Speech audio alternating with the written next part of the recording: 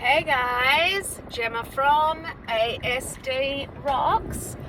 I just want to talk to you about something super crazy that really piqued my interest the other day.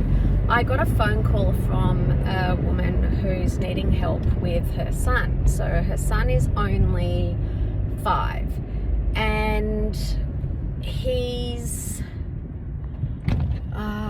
she doesn't have any diagnosis as yet, and his first language isn't English. So there's a lot of things that are going on here in this situation. She thinks that he's just looking for attention. So apparently the school are complaining, and they're complaining about his behavior, specifically in regards to, she thinks he's just trying to get attention, and that he's not doing what he's told. Like he'll say, you know, don't do that, or do this, or whatever it is, and she thinks he's being defiant. And she, you know, one of the things she said to me specifically, which really triggered me in regards to one of the things that used to happen with Beau. And she said, you know, the reason that I think that he's, you know, just being basically defiant is because, you know, that it's not a language barrier, that it's not an understanding barrier, is because, you know, someone will say something. She said, I think he's got a problem maybe with the Australian accent, because someone will say, you know, do this or don't do this, and he will appear not to understand or not to do it. Is that Mark? No. But then I will say it and he'll do what I say. Now, bang, flashbacks, massive memories of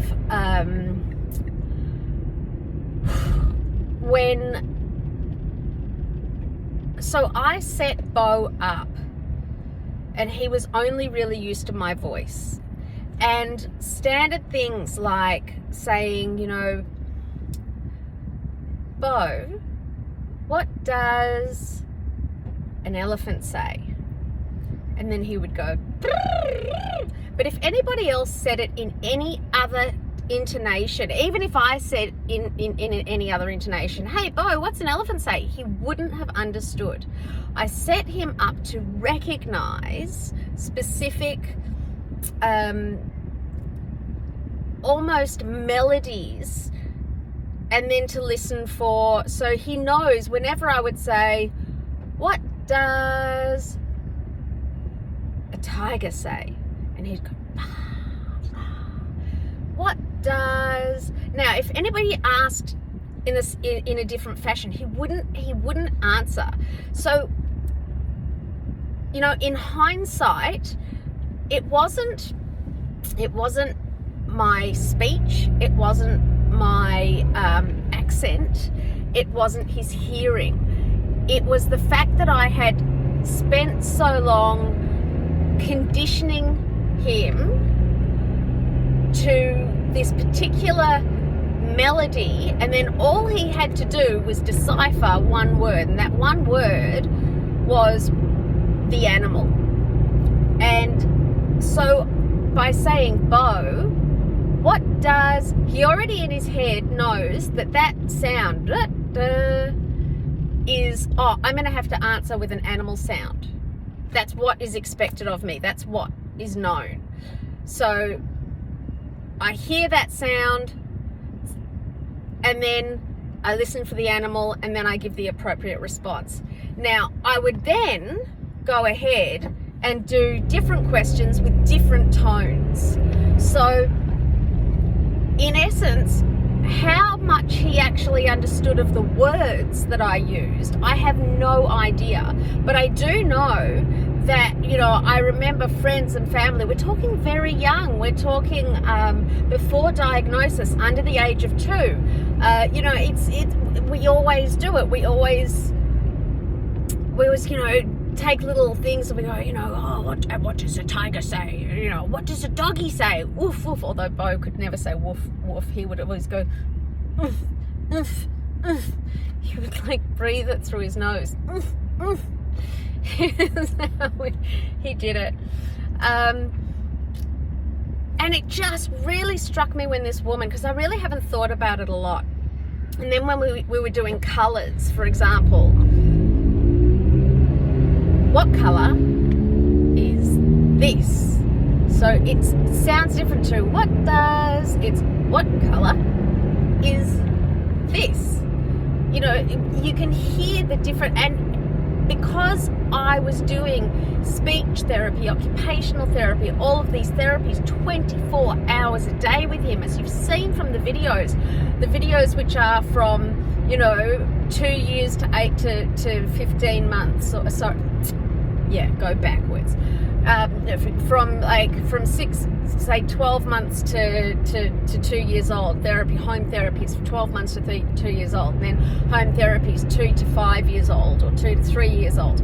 You can see what I'm doing in there. Where is the elephant? Here it is. Where is the tiger? Here it is. Everything had the same melody, as in each individual thing kept a melody, so he knew what I was asking him without actually understanding the words. If I hear the elephant, he would know. If I was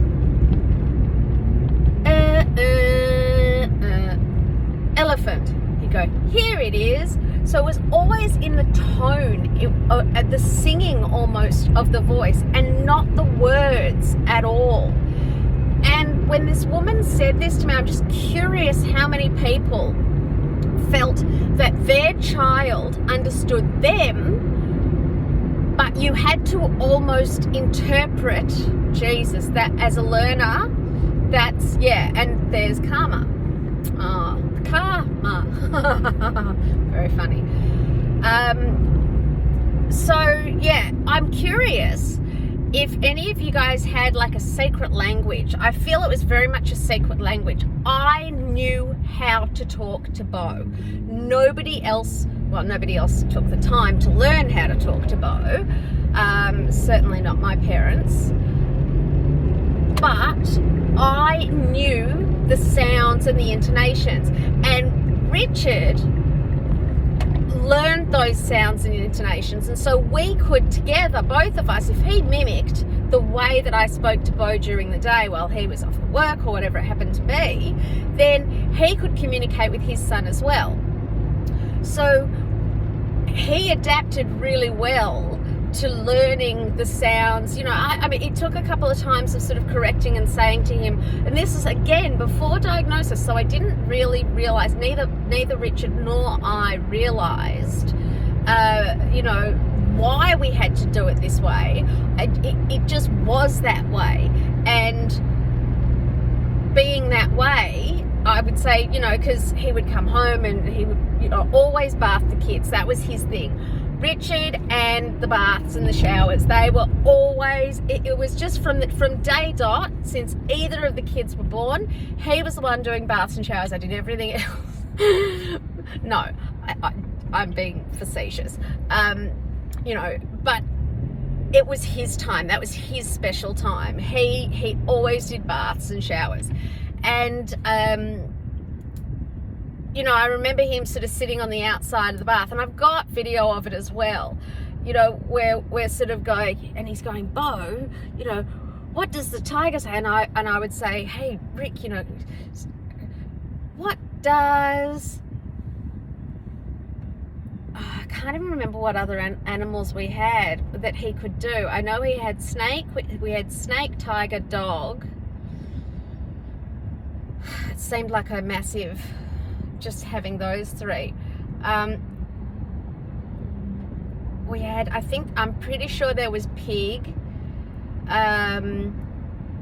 Anyway, it wasn't large. It was really good just to get an answer out of him. We were pretty happy with one animal, but I had to teach Richard the same way I had to teach Beau, and Richard had to say it the same way that I said it, so that, and then when we went out or went anywhere, if people were like, oh, look at the baby, oh, the baby, oh, look, here's the doggy, what does the doggy say? I'd say, what does the doggy say?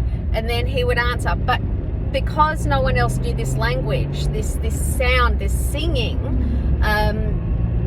yeah, I'm really curious. Did you understand how to speak to your kid that nobody else could understand how to speak to your kid, because they didn't pose questions or they didn't do things in the same way that you did, and your child was conditioned to the way that you had been treating them or talking to them or teaching them when they were babies? Let me know. I'm really curious about this.